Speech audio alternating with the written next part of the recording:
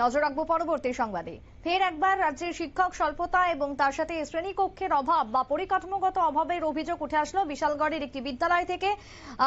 এমনটাই অভিযোগ তুলেছেন অভিভাবকরা, বিশেষ করে বিশালগড়ের 2 নম্বর চন্দ্রনগর উচ্চ বুনিয়াদী বিদ্যালয়, যেখানে 3টি শ্রেণীকক্ষে প্রথম থেকে অষ্টম শ্রেণীর পড়ুয়াদের পরীক্ষা বা পড়াশোনা শিক্ষাদান সবটাই চলছে। এমনটাই জানালেন এলাকার সাধারণ জনগণ। আগামী দিনে পরিকাঠামো সহ শিক্ষকের সংখ্যা বৃদ্ধি করতে হবে স্কুলগুলিতে, না হলে পড়াশোনার মান যে তলানিতে ঠেকবে তার সাথে পড়ুয়াদের ভবিষ্যৎ নিয়ে চিন্তায় থাকছেন অভিভাবকরা। কি বক্তব্য, অভিযোগ কি রয়েছে বিশালগড় থেকে শুনুন।